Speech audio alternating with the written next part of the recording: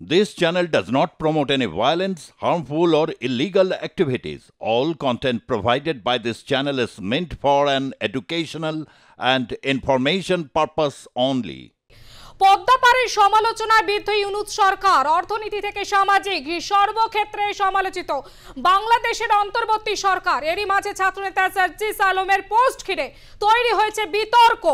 Social ওয়ালে মোহাম্মদ ইউনূসকে 5 বছরের জন্য বাংলাদেশের একটি নির্বাচিত সরকারের প্রধানমন্ত্রী হিসেবে পাওয়ার আকাঙ্ক্ষা প্রকাশ করেছেন তিনি। প্রশ্ন উঠেছে, তবে কি বাংলাদেশের অলিন্দে নতুন দলের ব্লুপ্রিন্ট রচিত হচ্ছে?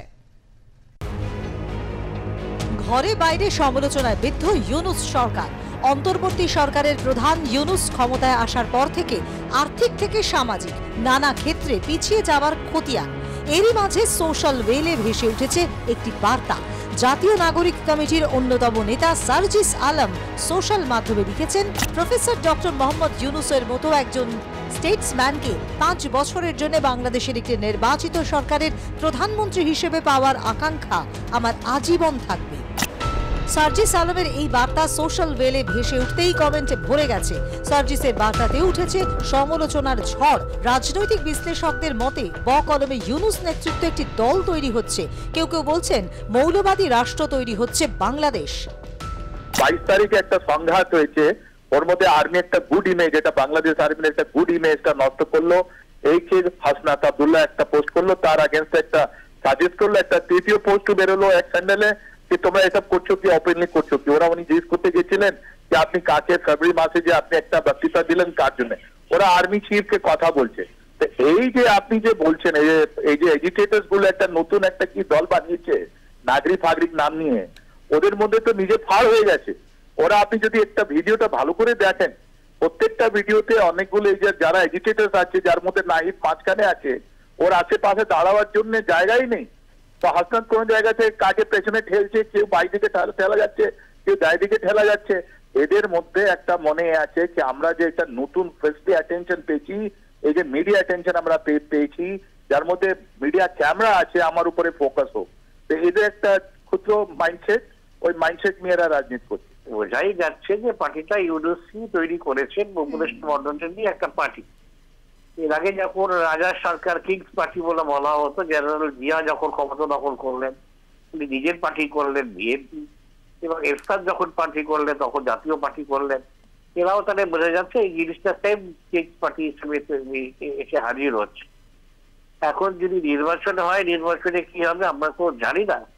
নির্বাচনে যদি এই পার্টি জিতে আসে, নিশ্চয়ই ভারত সরকার বাংলাদেশ একটা সার্বভৌম দেশ, সে দেশের গণতন্ত্রের গণতন্ত্রের মাধ্যমে যারা নিতে আসবে তাদের সঙ্গে ভারত সরকার সম্পর্ক রাখবে।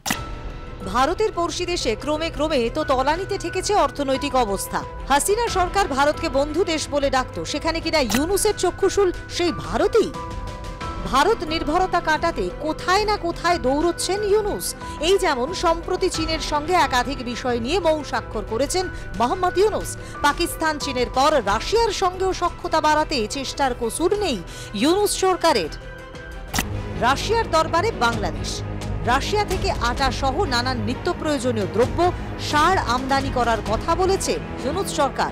মোহাম্মদ ইউনূস সম্প্রতি সাক্ষাৎ করেছেন রাশিয়ার ডেপুটি প্রাইম মিনিস্টারের সঙ্গে। একটি বৈঠকও হয়েছে তাদের মধ্যে। রপুর নিউক্লিয়ার পাওয়ার প্ল্যান্টে আর্থিক সমস্যা, আটা সার আমদানির বিষয়ে দীর্ঘ আলোচনা হয়। বাংলাদেশ থেকে বেশি সংখ্যক পড়ুয়া যাতে রাশিয়া যায় সে সম্পর্কেও জানানো হয়েছে মোহাম্মদ ইউনূসকে। সম্প্রতি প্রধানমন্ত্রী নরেন্দ্র মোদী ভ্লাদিমির পুতিনকে আমন্ত্রণ জানিয়েছেন ভারতে। সেই আবহেই রাশিয়ার সঙ্গে সখ্যতা বাড়ানোর চেষ্টায় মোহাম্মদ ইউনূস। তাই প্রশ্ন উঠছে, ইউনূসের ভারত বিদ্বেষী মনোভাব কি দিন দিন বেড়েই চলেছে? ব্যুরো রিপোর্ট, আর+ নিউজ। সার্জিস আলমের পোস্ট ঘিরে রীতিমতো কিন্তু জল্পনা তৈরি হয়েছে। সার্জিস আলম তিনি যেমনটা পোস্ট করেছেন যে আগামী 5 বছরের নির্বাচিত দলের সরকার হিসেবে প্রধানমন্ত্রী হিসেবে মোহাম্মদ ইউনূসকে তিনি দেখতে চান। ইতিমধ্যে যে প্রশ্নগুলো উঠতে শুরু করেছে, জল্পনা তৈরি হয়েছে বাংলাদেশের রাজনৈতিক মহলে, তবে কি এবার ইউনূসকে সামনে রেখেই ভোটে লড়তে চায় নাগরিক পার্টি? ইউনূসের নেতৃত্বে জাতীয় সরকারের ছক বাংলাদেশে। সার্জিস আলমের পোস্ট ঘিরে জল্পনা তৈরি হয়েছে। ইউনূসকে প্রধানমন্ত্রী হিসেবে পাওয়ার আকাঙ্ক্ষা, 5 বছরের জন্য পাওয়ার আকাঙ্ক্ষা, আমার আজীবন থাকবে সোশ্যাল মিডিয়ায় পোস্ট সার্জিস আলমের। আরো বিস্তারিত আমরা জানবো নিউজরুম থেকে। আমাদের সঙ্গে সরাসরি রয়েছে আমাদের প্রতিনিধি সুচারু মিত্র। সুচারু, তবে কি ইউনূসকে সামনে রেখেই নতুন লড়তে চাইছে নাগরিক পার্টি নতুন ভাবে?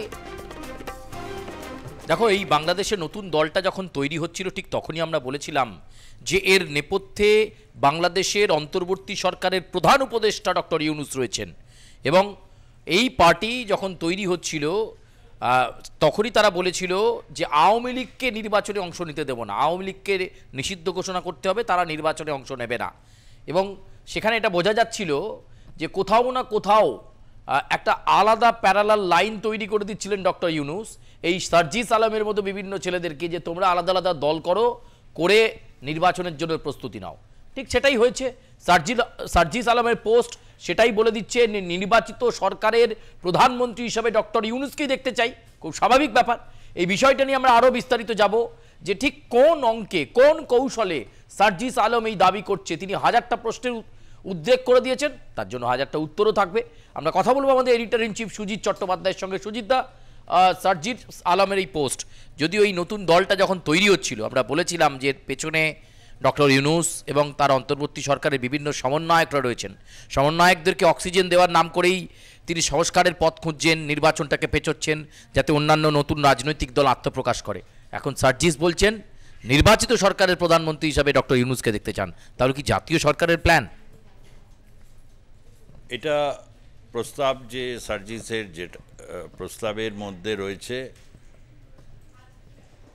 আওয়ামী লীগের কাছে ভবিষ্যতের একটা বার্তা পৌঁছে দেওয়া।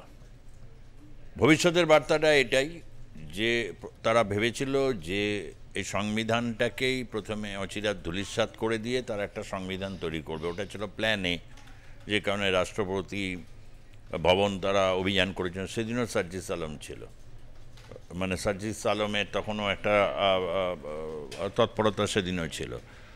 দ্বিতীয়, যদি আমরা দেখি সার্জিস আলমের এই পোস্টের মাধ্যমে সে জাতীয় সরকারের কেন এটা বলছে, কিছুদিন আগে পিনাকি ভট্টাচার্য এই জাতীয় সরকারের বিষয়টাকে সে সামনে তুলে ধরে এবং তার ওই ক্ষুদ্র ভাতা, যারা ক্ষুদ্র ভাতা এবং ভগিনীরা, সেটাকে তারা নেমে পড়েছেন আর কি, সেটাকে বাস্তবায়ন করতে। এবং জাতীয় সরকার এটা তাদের কেন বলতে হচ্ছে, তার কারণ জানেন যে বিষয়টাকে করেছেন ভূ রাজনৈতিক, সেখানে রাজনীতিগতভাবে plan A B C D F Z কত প্ল্যানই তারা করতে পারবেন। মেটাকুলাস ডিজাইনটা তারা বলেছেন, কিন্তু কি মেটাকুলাস ডিজাইন, আপনি কি করেছেন, কি রেজাল্ট পাওয়া যাচ্ছে? গণতন্ত্রের প্রশ্নে রেজাল্ট শূন্য। তার কারণ গণতন্ত্রে সংখ্যালঘুদের উপর যে ধরনের নির্যাতন, যে কায়দায় নির্যাতন এবং কায়দার মধ্যে যে অভিনবত্ব রয়েছে, ক্রিয়েটিভিটি, সেটা তো প্রকাশ পেয়েছে। কি করতে পেরেছে সার্জিস আলম থেকে শুরু করে ডক্টর ইউনূস বা বাদ বাকি সমন্বয়করা, তারা করতে পেরেছে। তারা তো এরকম দাদা হয়তো ভাবছেন তাদের যে তিনি অনেকটা সফল আর কি, কিন্তু ফরহাদ মাজারের কি পরিস্থিতি তারা তৈরি করেছে। সুতরাং এই ধর্ম জাতীয় সরকার করবে কিনা এই বিষয়টা তো তাদের মধ্যে রয়েছে, তারা এগুলো চাল দিয়ে রাখছে। এবং কাজের সময় কি করছে, কাজের সময় যেটা করেছে হয়েছে নিজেদের ধন সম্পত্তি নিয়ে তাদের নিজেদের ভেতরে অন্তর্দ্বন্দ্ব কলহ সেটা সামনে এসে গেছে। এইসব সামাল দেওয়ার জন্যে তারা এই সমস্ত একের পর এক এইসব পরিকল্পনাগুলো দিচ্ছে। আওয়ামী লীগকে ছাড়া বাংলাদেশে ভোট করতে চাই, সেটা তাদের মনের ইচ্ছা। তার কারণ ভালো জানে যে আওয়ামী লীগকে সামনে রেখে ভোট করতে গেলে মানুষের মধ্যে আওয়ামী লীগের যে গ্রহণযোগ্যতা রয়েছে, সেই গ্রহণযোগ্যতা প্রশ্নাতীত না হলেও সেই গ্রহণযোগ্যতা যথেষ্ট রয়েছে। প্রশ্নাতীত নয়, কিন্তু প্রশ্ন তো তাদের ঘিরে 7 মাস 8 মাস ঘুরে যেগুলো হয়েছে তার কি তারা জবাব দিতে পেরেছে? জবাব দিতে পারেননি এবং পারবেনও না। এবং সেই ক্ষেত্রে এই জাতীয় সরকার গঠনের একটা ছক বা পরিকল্পনা তারা করছেন, তাতে বিএনপি যে সবচেয়ে বেশি ভোট চাইছে, কেন দ্রুত ভোট হলে বিএনপি এককভাবে ক্ষমতায় আসবে এবং এককভাবে ক্ষমতায় আসার পর বিএনপি যাবতীয় সংস্কারের কাজ, যেটা জিয়াউর রহমান যখন বাংলাদেশের প্রধানমন্ত্রী ছিলেন তিনি যেরকমভাবে সম্পন্ন করেছেন বা খালেদা জিয়া যেভাবে সম্পন্ন করেছেন, বিএনপি তো ক্ষমতায় এসেছে বাংলাদেশে এবং তাদের কিছু কাজ রয়েছে এবং সেই কাজের মধ্যে যথেষ্ট ভারতের সাথে বৈরিমূলক সম্পর্ক তৈরি হয়েছিল তা নয়, ভারতের সাথে সম্পর্ক ছিল, কিন্তু বাংলাদেশের সংখ্যালঘু প্রশ্নে বিএনপিকেও তার অবস্থান অনেক বেশি সুদৃঢ় পোক্ত করতে তারা যদি পারে তাহলে তারা নির্বাচনে জিতবে। সেই জন্য নির্বাচন চাইছিল। বিএনপিকে আটকাবার জন্য এই জাতীয় সরকারের এই কৌশল, তাতে যদি তারেক রহমানকে বাংলাদেশে ফেরানো যায়, বাংলাদেশে তারেক রহমানকে ফেরানোর চেষ্টা চলছে। তারেক রহমান ফিরলে নিশ্চয়ই এই প্রসঙ্গে একটা প্রশ্ন, আপনি পিনাকিদার কথা উল্লেখ করলেন, পিনাকি ওর কাজটা আসলে কি, মানে সোশ্যাল বিপ্লব করিয়ে দেওয়া, মানে সোশ্যাল বিপ্লবের মাধ্যমে দেশে বিপ্লব করিয়ে দেওয়া, মানে ওনার আসল মানে উদ্দেশ্যটা কি? একটা মানুষ তো কেউ স্বার্থ ছাড়া তো কিছু করবে না সুজিতদা। হ্যাঁ, অনলাইন অ্যাক্টিভিস্ট পরিচয় সেটা দেয় এবং হচ্ছে সে ইউরোপে রাজনৈতিকভাবে আশ্রয় নিয়েছে, পলিটিক্যাল অ্যাসাইলাম বাংলাদেশের বিভিন্ন সময় পলিটিক্যাল অ্যাসাইলাম অনেকেই নিয়েছেন। সাংবাদিক দাউদা হায়দার একসময় তিনি রাজনৈতিক অ্যাসাইলাম নিয়েছিলেন, কিন্তু মানে মুজিবুর রহমানের আমলেও বাকশাল তিনি যখন গঠন করতে চাইলেন এবং তারপরে যখন বাকশালকে তিনি গঠন করার প্রশ্নে তারই নিহত হওয়ার ঘটনা, তারা আগে বাকশালের যারা বিরোধিতা করেছে তাদের অনেকেই দেশান্তরী হয়েছিলেন, পরবর্তীতে হয়েছেন, এটা নতুন কিছু নয়। কিন্তু পিনাকি যেটা করছে সে একটা ধর্মাশ্রয়ী রাজনীতির, তার এই ধর্মাশ্রয়ী রাজনীতির কারণে বাংলাদেশের সংখ্যালঘু মানুষদের উপর প্রবল চাপ তৈরি হয়েছে। এরকম মুখে বলা যায় একটা 92% একটা বড় অংশ যেখানে উইপেনাইজড, এবং বাংলাদেশের বিভিন্ন যে মন্ত্রক বা দপ্তরকে উইপেনাইজড করা, অর্থাৎ তাদেরকে যে অনেকটাই অ্যাগ্রেসিভ করে তোলা, এটা পিনাকি করেছে, যেটা কিন্তু অনেক ক্ষেত্রে ভয়ঙ্কর বিপদ তৈরির মতো পরিস্থিতি তৈরি করেছে। তাকে ভয় পায় বাংলাদেশের রাজনীতিবিদরা, কেউ উপেক্ষা করার চেষ্টা করেন, অনেকটাই শেখ হাসিনা বা আওয়ামী লীগ তাকে উপেক্ষা করেছে, তার নাম খুব একটা মুখে তিনি আনেন না, শেখ হাসিনা, এবং শেখ হাসিনাকে যে ভাষায় আক্রমণ করেছে তার ভাষা চয়ন, এই সমস্ত কিছু নিয়ে বাংলাদেশ জুড়ে প্রশ্ন রয়েছে। জনপ্রিয়তা তিনি যেমন পেয়েছেন, এই জনপ্রিয়তার পেছনে কতগুলো, তুমি যদি পপুলিস্ট লাইনে যাও, তুমি যদি পপুলিস্ট হবার চেষ্টা করো, তাহলে তুমি অনেক ক্ষেত্রেই জনপ্রিয় হতে পারবে, এবং তোমার এই জনপ্রিয়তা যে অনেকের জন্য একটা ভয়ঙ্কর বিড়ম্বনার কারণ হয়ে যেতে পারে, সেটাই হয়েছে। আমি বিশেষ করে এই ক্ষেত্রে সংখ্যালঘু মানুষের কথা ওখানকার বলবো, এবং তাদের কথা বলবো যে যারা এই ধর্মান্ধতা বা মৌলবাদের বিপক্ষে লড়াই করছেন, তাদেরও কতগুলো জায়গায় একটা ভেবে দেখার একটা প্রয়োজনীয়তা রয়েছে, কারণ তাদের এই আচরণ বা সমস্ত কিছুর জন্য যারা ওখানে হিন্দু সমাজ, বৌদ্ধ সমাজ, খ্রিস্টান সমাজ যারা রয়েছেন, তারা ভয়ঙ্কর কিন্তু থ্রেটের সামনে গিয়ে দাঁড়িয়েছেন। প্রত্যেক দিন জীবনযাপন যদি থ্রেটের মধ্যে হয় এবং সেখানে তারপর যদি গণতন্ত্রের নামে প্রশ্ন করা হয় এবং উন্নয়নের সিংহভাগ তারা করায়ত্ত করতে চায়, তাহলে তো গণতন্ত্র থাকে না। আজকে বাংলাদেশে যে নৈরাজ্যের ছবিটা তৈরি হয়েছে, এই নৈরাজ্য তারা তৈরি করেছেন, তাদের মধ্যে তারা মুখে বিপ্লব বলছেন, বিপ্লবের মাধ্যমে তারা কি বার্তাটা দিলেন? বিপ্লবের মাধ্যমে যারা খেটে খায়, শ্রমজীবী মানুষ, যারা গণতন্ত্রে বিশ্বাসী, তাদের কতটা উপকার হলো? বাংলাদেশের এমনি মানুষের তাদের যথেষ্ট জীবনযাপন সচ্ছল, এই সচ্ছলতাটা এসে আওয়ামী লীগের একটা বড় অবদান কাজ করেছে, একটা সচ্ছল মধ্যবিত্ত শ্রেণী তৈরি হয়েছে। তাদের আজকের বাংলাদেশে তাদের জায়গাটা কোথায়? তাদের রিপ্রেজেন্টেটিভ কি সার্জিস আলম? তাদের রিপ্রেজেন্টেটিভ কি হচ্ছে আর বাকি যে সমন্বয় যা নাহিদ ইসলাম, নাকি হচ্ছে হাসনাত আবদুল্লাহ? তার যে পোস্ট বা ভাষা এবং যেভাবে একইভাবে আক্রমণাত্মক, আওয়ামী লীগের প্রতি আক্রমণাত্মক, চিন্ময় কৃষ্ণ দাস ব্রহ্মচারীর প্রতি আক্রমণাত্মক, 8 দফা দাবি নিয়ে ঝুলিয়ে রেখে দিয়েছে। ছেড়ে দাও, ওখানে 8 দফা দাবি সে তো ঠান্ডা করে তারা ফেলে রেখে দেবে, বোঝাই যায়। কিন্তু যারা সেদিনকে জুলাই অগাস্ট মাসে যারা আহত হলো, প্রপার যে তদন্তটা হবে, সেটা প্রপার তদন্ত, কেন আওয়ামী লীগের দায় নেয়নি, আওয়ামী লীগ কোনো ক্ষমা স্বীকার করেনি, আওয়ামী লীগের দায় নেয়নি, এবং তারা বলছে আওয়ামী লীগকে ক্ষমা চাইতে হবে। কিন্তু তাদের সে অনেকগুলো দাবি, তাদের নিজেদের দাবি তারা পূরণ করতে পারেনি। নিজেদের দাবি যারা পূরণ করতে না পারে এবং হচ্ছে তারপর হচ্ছে সে অন্যের দাবি পূরণ করবার মতো ফুরসত কোথায়? সেই জন্য এখন জাতীয় সরকার তৈরি করে বোঝাটা একটু হালকা করতে চাইছে এবং এতে আদৌ বিএনপি রাজি হবে কিনা। সবচেয়ে বেশি হচ্ছে আওয়ামী লীগকে বাদ রেখে বাংলাদেশের রাজনীতিতে তোমাকে সফল হতে গেলে তাহলে বিএনপি বা নিতে হবে, হয়তো জামাতের সমর্থন পেয়ে যাবে, কিন্তু বিএনপির সমর্থন আদৌ পাবে কি, এটা সবচেয়ে বড় প্রশ্ন। কিন্তু আপনার কাছে শেষ প্রশ্ন, এই যে পরিস্থিতি, জাতীয় সরকার তৈরি করার একটা ছক সার্জিস আলমের মাধ্যমে দিয়ে করাচ্ছেন ডক্টর ইউনূস, এই সমস্ত সমন্বয়কদের কি বিরাট কেউকেটা হয়ে যাবেন জাতীয় সরকার হলে? অলরেডি কেউকেটা হয়ে গেছে। তুমি ধরো জীবনে যদি এরকম সুযোগ পাও, তুমি তখন ধরো মানে এখন তো আর সে সুযোগটা নেই। কল্পনা করো যে তুমি এরকম কলেজ পাস করেছো, তুমি মাস্টার ডিগ্রি করছো বা ওই ধরনের করছো, বা তুমি গবেষণা করবে ঠিক করেছো, তখন তুমি ঘটনার বা ভাগ্যের জেরে তুমি হয়ে গেলে হচ্ছে গবেষক কে হবে সেটা ঠিক করার দায়িত্ব পেলে নিজের গবেষণাটা সমাপ্ত করার আগেই, তাহলে কেমন হয়? তারপর যে সুন্দর, তুমি কিছুদিন আগে হচ্ছে ঢাকায় ধরো মধুর ক্যান্টিন থেকে, আমি যাইনি শুনেছি, এত মোটামুটি একটা কল্পনা করতে পারি, ঢাকায় মধুর ক্যান্টিন থেকে তুমি ভাবলে যে শাপলা চত্বর অবধি যাবে, একটা রিক্সা দেবে, কিন্তু রিক্সার ভাড়াটা তখন তোমার কাছে নেই।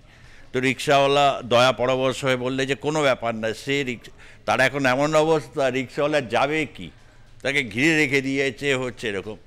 তাহলে কেমন হয়? নির্বাচনে দাঁড়াতে হলো না, নেতা হয়ে গেল। খবরের কাগজে হেডলাইন হয়, হেডলাইন হলে আমরা সেগুলো পড়ি, বাংলাদেশের লেখাপত্র তো পড়ি আমরা, এ ব্যাপারে তো কোনো সন্দেহ নেই, তাদের কথা শুনি। তারা এইটাকে কেউ কেউ মনে করেন বাংলাদেশে যে তারা সব জানতা, মানে একেবারে মানে সব জানতা হয়ে গেছেন, তারাই সব কিছু, সারা বিশ্ব তাদের দিকে তাকিয়ে আছে। আবার কেউ কেউ ভাবে যে আমাকেও কেউ দেখতেছে না।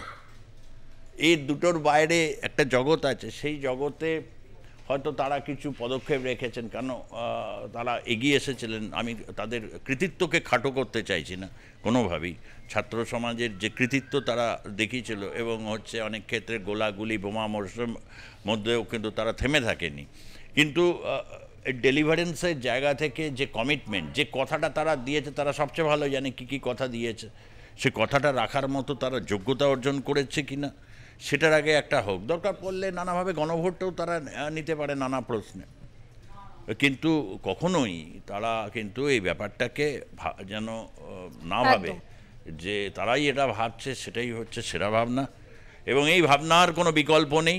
এবং এই ভাবনার প্রশ্ন তোলা মানেই হচ্ছে সে আওয়ামী লীগপন্থী, সে হচ্ছে মালাউন, বা সে হচ্ছে দিল্লির অনুগত।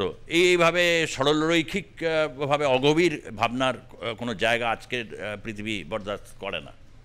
একেবারেই বুঝতেই পারছো যে জাতীয় সরকার তৈরির একটা ছক এই মুহূর্তে চলছে, এবং একথা খুব পরিষ্কারভাবেই সার্জিস আলমের পোস্টে আরও বেশি করে সেই জিনিসটা প্রকাশ্যে এলো, এবং সেই চেষ্টাই তারা করছেন যাতে করে আওয়ামী লীগের মতো রাজনৈতিক শক্তি নির্বাচনে অংশ না নিতে পারে, এবং নির্বাচিত সরকারের প্রধানমন্ত্রী হন ডক্টর ইউনূস, যিনি এই মুহূর্তে বাংলাদেশের সরকারের প্রধান উপদেষ্টা, তাকেই প্রধানমন্ত্রী দেখতে চাইছে সার্জিস আলমের মতো বিভিন্ন নতুন দল তৈরিকারী বা বিভিন্ন সমন্বয়করা।